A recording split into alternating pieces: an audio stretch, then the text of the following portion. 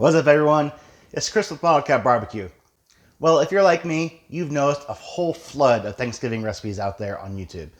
Whether it's the turkey, side items, stuffing, you name it, it's all out there and flooding everybody's stream. So I got to thinking, I could put my recipes out there amongst all the others, or I can come up with some great ideas of how to use all the leftovers. So that's what we're doing today. I don't know about you, but I actually look forward to the stuffing every year. Yes, leftover turkey is great for sandwiches, and that's about it. But what about the stuffing? The stuffing is one of my favorite things, and I think I can come up with some great ideas of how you can use all your leftovers. Let's get going.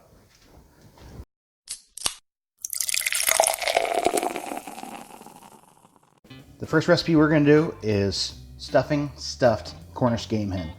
I love the Cornish Game Hens because they are kind of their own serving, and then people can just have their whole chicken and then take it home with them, whatever they don't finish. So I have these two game hens.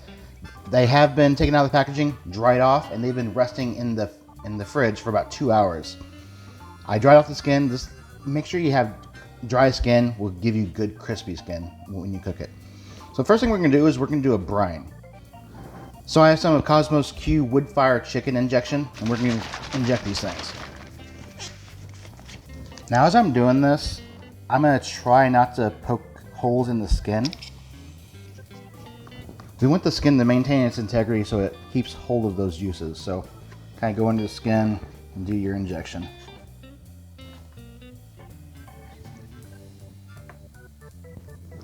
Then when we're done injecting, we're going to take a towel and kind of wipe off the surface again and put it back in the fridge while we get the pit up to temp.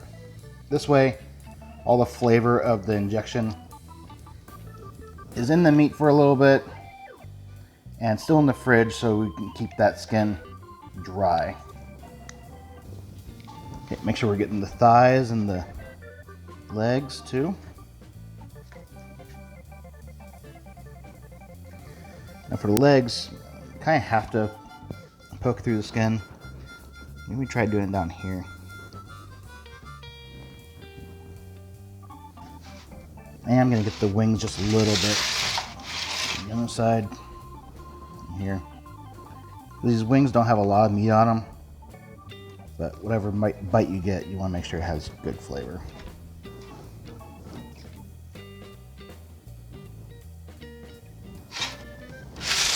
Alright, so these things have plumped up enough.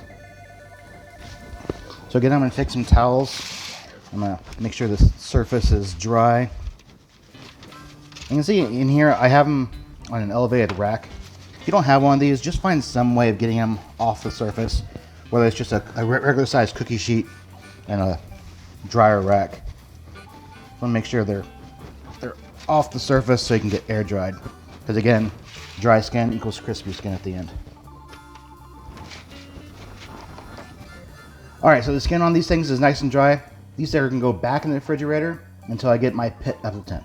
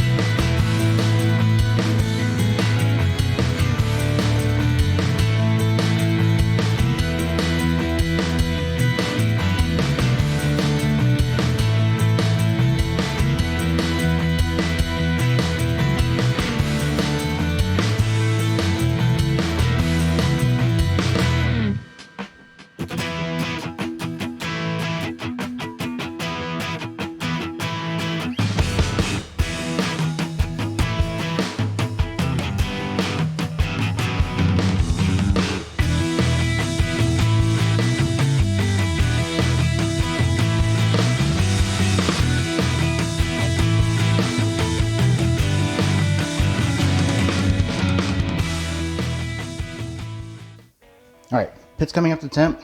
These things have been drying out. You can see the skin is dry. So what we're gonna do is now we're gonna use some of our leftover stuffing. So what I got here is I have a sheet tray, another rack I'm going to be using inside the pit barrel. That'll just make it easier to go in and out. Bring over here, and I'm gonna stuff them with stuffing.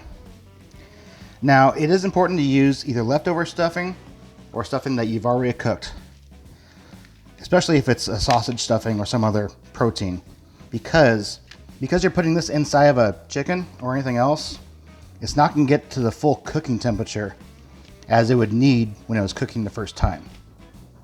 So you want to make sure you're using cooked stuffing. So get in there. You don't fill the cavity all the way up. Just a good serving.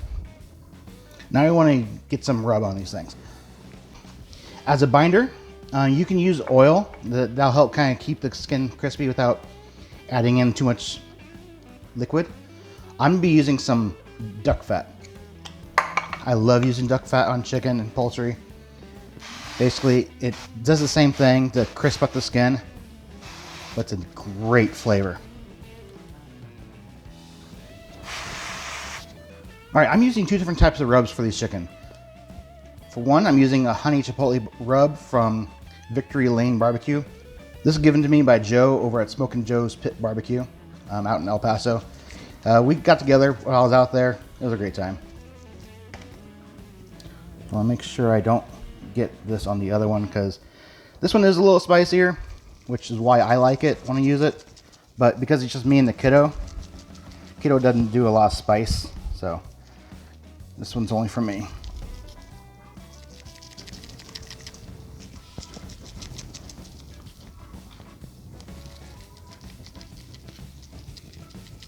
Get all over this thing. For this other chicken, I'm using It's Incredible by Heaven Made Products. You know the channel, if you know YouTube, you've seen this stuff all over.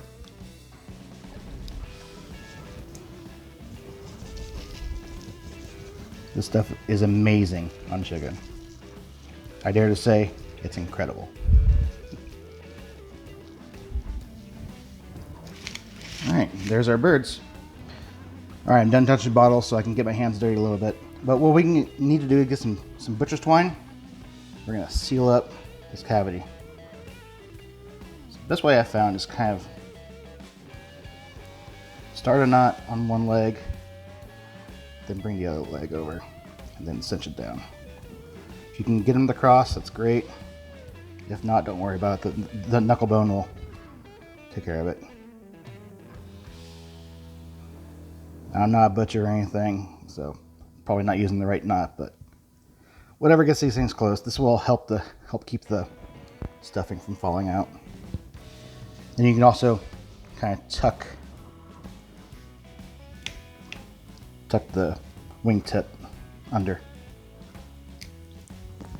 Give it a nice, better presentation. One more thing I want to do is I want to put a probe in one of these so I can monitor the temp. So again, trying to avoid piercing the skin, I come into the cavity, find the breast, get in there. There we go.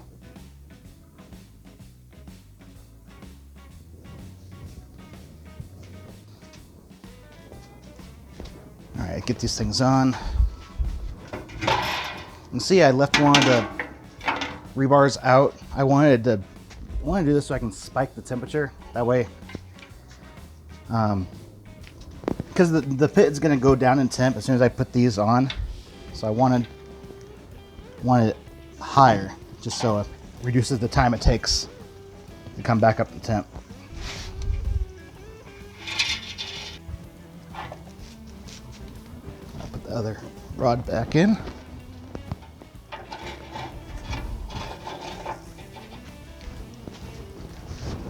And let these things roll.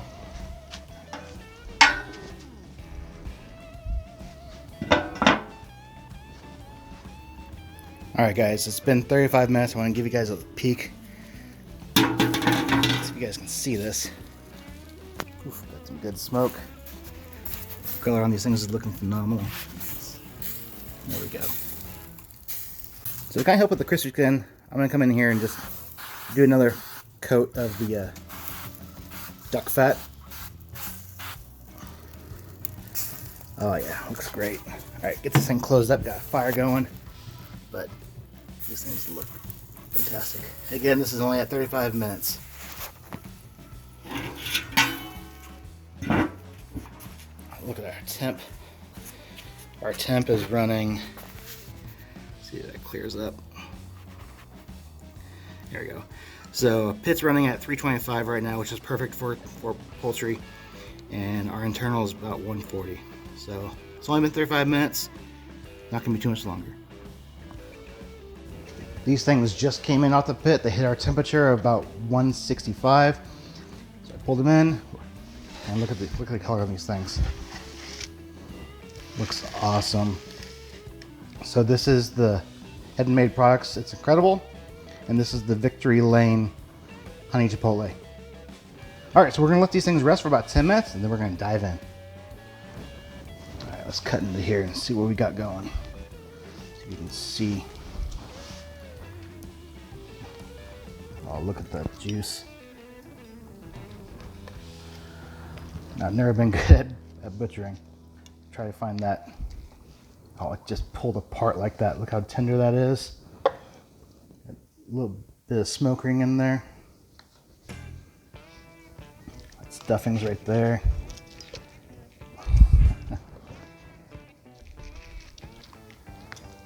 Pulls right out. Look at these wings. All these juices.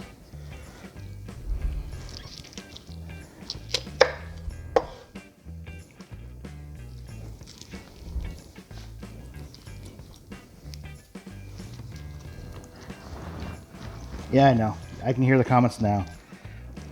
I've never been good at butchering these things. But, man, you put this thing on somebody's plate, all that meat right there with the stuffing all through it. You know what? I'm gonna try this. I'm gonna go right down the middle. Get through that bone. There we go.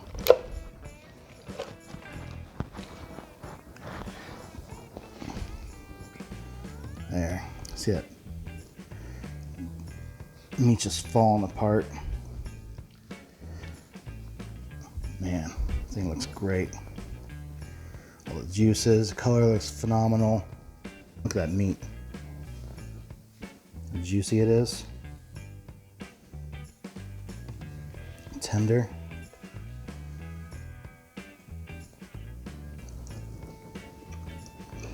Oh, it tastes phenomenal too.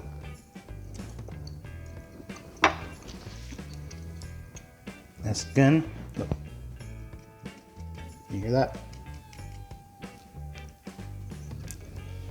All right, let's get you guys up here for a good taste test. All right, guys. So again, got this nice juicy meat. So juicy, so moist. The flavor is phenomenal. It's tender, it's delicate. Get some of the stuffing. So it's just as good as the next day, but because all the juices of the chicken was surrounding it and went inside of it, it makes it that much better. So it's like Thanksgiving the next day.